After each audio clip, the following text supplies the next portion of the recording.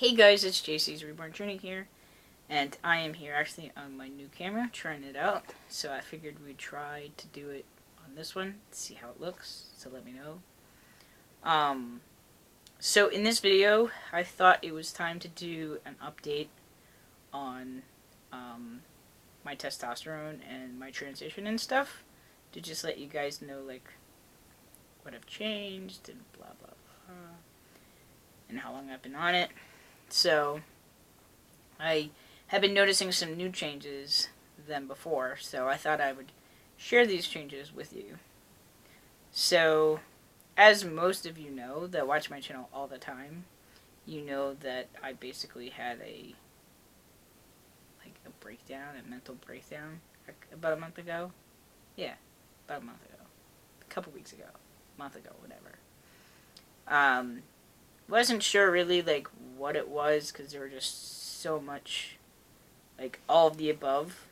So, some people were telling me, if you can't handle testosterone, then you shouldn't be on it, and all that stuff, and whatever. And there's multiple factors in it. So I noticed that since starting my transition, my past has been coming up a lot. Like things that happened 30 years ago. And, my best friend of 10 years, we actually knew each other for about 13. But he was my best friend. We were together every single day, of every second of every day, for a long, long time. So to go with having somebody in your life to completely gone in a day, even knowing that you know that that's what was going to happen, it's hard. And then being bipolar, and I was off my medicine because we were planning on having children. At least one. And then transitioning. That was the plan, was to have a child and then transition. And sadly, that wasn't in the cards for me. Once Dennis got sick, I kind of realized, after he died, that, I need to go in one direction or the other. I can't go into both. So, because even wanting to have a kid every second of every day, not wanting to be in the right body, I didn't know if even I was going to be mentally able to deal with a pregnancy. I think my hardest part was doctors looking at me, and they'd be seeing a woman and I'm not. So it's that was hard. So I made that final decision. So here I was, bipolar, not a medication. I'm actually still bipolar, still not a medication, and I'm doing fine. So I have a better game plan for the future. Also, it's how you train your brain to work, which is what I finally just said. You know what? It's either medication or I actually take the time to learn how to train my brain again. So I did that, and it's not easy. It's not something oh yeah, magically overnight, everything's all better, and you're not going to stress about things, and you're not going to deal with, you're just going to enjoy life again. It doesn't work that way. But anyway, so there was a lot of factors involved, and just so you guys are very, very well aware that my transgender, or being transgender and transitioning, is really the only thing keeping me alive. Honestly, if someone told me tomorrow that you can't continue to transition, or you're going to be stuck in the same body forever, I don't need to be here. Honestly, I wouldn't care. So, in a way, it saved my life. And yes, it is going to be, I think I'm starting to finally realize how tough of a road this really is going to be. It's a journey that's going to take over 5 years, and that's just the transitioning part. I don't know how long surgeries are going to take, but just to see all the effects of what testosterone can do, takes about 5 years to fully form and everything. So now let's talk about changes. I have noticed that my voice, even my mom's noticed that, I think it's funny, that my voice is definitely changing. I'm noticing every day I wake up, I hear something different. So, today, you don't know whether or not I'm sick, or if my voice is just working on dropping. I also have nodulars on my voice box, so I don't know if that creates because I have been, singing or I've been talking and whatever. So I don't know if that has anything to a role to play in it. But so the voice is definitely getting lower. I notice in my head with the voice, I'm kind of hearing like it sounds weird to me. So it's like an echo or I don't know. It's just it sounds different in my head. I can't explain it, but it almost feels like your ears are blocked. It's the easiest way for me to describe it, especially when you're in the car and you're driving and you hear other noises and then you're trying to hear your own voice and it doesn't sound the same. So voice is dropping. I've noticed, so I don't know if I've told you guys this. My family just found out this year when I started transitioning. So 4 months ago they found out in July. They should have seen the look on their face, but my mom was telling me how she didn't want me to complain about having facial hair. And I'm like, are you kidding me? I've been shaving my face since I was 18, hoping to have facial hair. Now, I don't know if that in itself was helping or by actually starting testosterone was creating the hair, but I am starting to, I think I shaved at 3 o'clock in the morning on Wednesday morning, and it's now Friday, and I'm already starting to have like different facial hair in different spots and stuff, and I'm even getting some darker hairs down in the chin area, which is awesome, and I know that if you shave, you will keep growing back thicker, so if you don't shave and you just let it grow, then it's not going to do that. I mean, that's how I think about it. So, what's another change? I know that I could have sworn I've talked about it before with you guys, but I don't know what I've put up and what I haven't put up, and I've talked about things and I've watched the videos. That doesn't mean you watch them. So, your sex drive definitely does increase tenfold. You're going through your second puberty. There's no doubt about it. It's a very uncomfortable feeling for me, though, but I'm not going to go into why. I am in counseling, though, twice a week now. Thank God, yay. So we're trying to do counseling versus medication. That's what I'd rather have.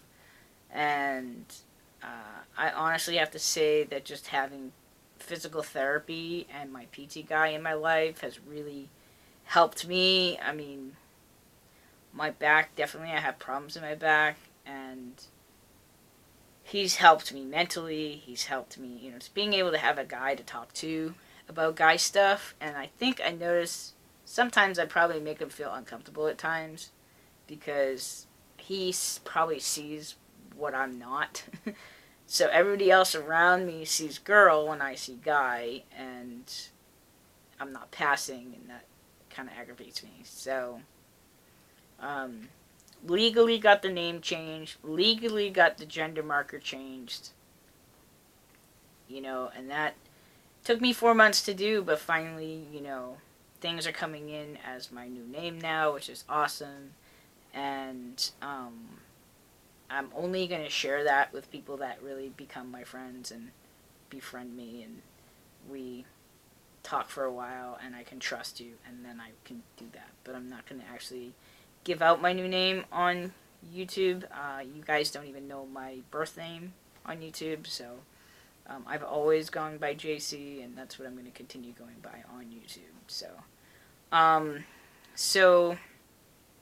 another change that I've noticed is I'm starting to get aches and pains, and it's tough because I sit here and I have a bulge disc in my back. I have a pinched nerve on the L5 vertebrae, so like it's pinching down below, which we're going to have a cortisone shot this week, hoping that it helps. But I know that cortisone also is can affect your muscles and hurt the things around it too, but hopefully it works. But I have back muscle aches, and I definitely overdid it on Wednesday, so my legs are hurting me, but I'm noticing. So I have fibromyalgia, I have arthritis in my hips, and I have a Bell's disc and the nerve thing in my back. So what's hard to know is if it's this or if it's testosterone, because testosterone, I've noticed like my hands are starting to change, but like so like right now I'm noticing like the skin near the knuckles and like all this, it feels tight, like almost like you're swollen. So I've been feeling this off and on, like it really depends on the day. Both hands feel that way right now. I've noticed like my veins are starting to come out, and then that's really awesome. And then the bones right here, you're starting to see a little bit more. So I think that's cool. But I've definitely been noticing increase in pain in different areas, joints, knees, just different pain. I don't know how to describe it, but also testosterone changes muscle. So like I've noticed like my muscles, like right here, this muscle right here is definitely grown, but it's also sore. And I know that we do some stuff in PT, and my shoulders, all this stuff right here is definitely changed. But my muscles ache, so that's definitely been another setback. So not setback. Well, I can't say it's a setback because I've been trying to just push myself anyways. But I'm definitely feeling this week's on me, and also notice like my pain in my foot because I have uh, plantar fasciitis or whatever. So that's definitely been painful this week. So I don't know if I'm just overdoing it or whatever. But next Tuesday, going for a massage, so that'll be good, and I'll definitely make sure she helps me work on that. So a couple other changes I've noticed in the last probably couple weeks. More noticed it this week, or maybe just figured it out. But my sleep has definitely changed. And I was really getting aggravated because I'm just like, you know that you can't just go to sleep at any time you want. You have to go to bed at a certain hour. And when you don't, but I'm noticing I'm sleeping a lot more. I do wake up with pain. So I've been getting more cramps in my legs. But I also take creatine now, so that could be something to do with it. So I've been noticing more cramps. I mean, even cramps in my neck I've been getting. So I just don't know what's causing what. How's that for an answer? So we're actually going this coming up week, actually this Thursday, to the endocrinologist. That's the T doctor. And we'll be discussing some of the things that we have. So, I'm looking forward to hopefully that they'll continue and they won't, if they know that I'm doing, like they were so, you have to be on medication, and I'm just like, well, what if we had a new game plan? I feel better off medication. I did not in as much pain either on medication. Plus, I was very mentally like just totally. I just felt worse. So, I definitely feel better off it. And when you start having your anxiety or whatever, there could be another medication that you can take instead. So, I have that doctor on Thursday, and then I have the psychiatrist the following day. So that will help better game plan. Like, if they tell me I have to go back on these meds, and I'm just like, dude, I can't. Like, what part of I can't be on meds don't you understand? So we will see. We will see. Maybe if they actually see that I'm doing better mentally off them, maybe they will be like, all right, we can handle this. And when they know that I'm going to be seeing like a doctor on a constant basis, and I have 2 counselors twice a week, like I think that they'll probably, hopefully. My biggest concern too, though, is top surgery. So trying to work a game plan for that. But we got less than 90 days to go, man. So I'm really, really excited, and I can't wait. So another change I've noticed. Like, I've noticed different changes in my body throughout this, and I've been doing photos and whatever, but I have to do a lot of editing, and I have to learn how to edit and all that stuff. So hopefully in time, when it comes to my 1 year on T, I can do a whole video showing you, the voice change and the body change, and maybe by that time I'll feel more comfortable because I won't have my top anymore. But I will say that during top surgery, I will be documenting that, and I'll be showing you guys that, shortly after top surgery, so you guys can be part of that during that time. I don't want you to think like, oh, I'm just going to save that for then. That isn't going to happen. I can't say exactly how we'll do it, but by having some people there and help take video after surgery, before surgery, different things like that, just to be able to have some documentation for it.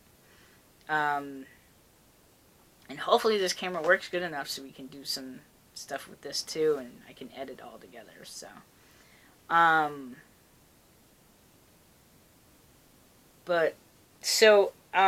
another one that, so I am very dysphoric. I've always been very dysphoric, but I've got it just intensified, knowing that it's like, oh my god, we finally get this done, and well, I don't pass, and it makes me feel really uncomfortable, and I get really angry because I'm just like, I'm a boy. What part of I'm a boy don't you get? And a few things are happening. So my hair is starting to fall out. My mom did say that her dad did lose his hair in his 30s.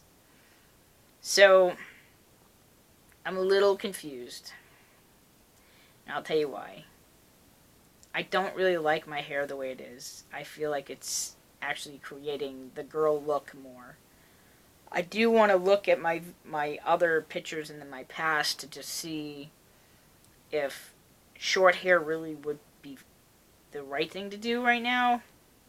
Because here's the conflict. The conflict is, if I did lose my hair, which is a good possibility, and be bald for the rest of my life, well, why not take the opportunity now to grow it out? Maybe this could be your last time. So do you feel more dysphoric now because you still look like a girl? Or do you cut it so you look more masculine, but take the risk of actually it won't continue to grow?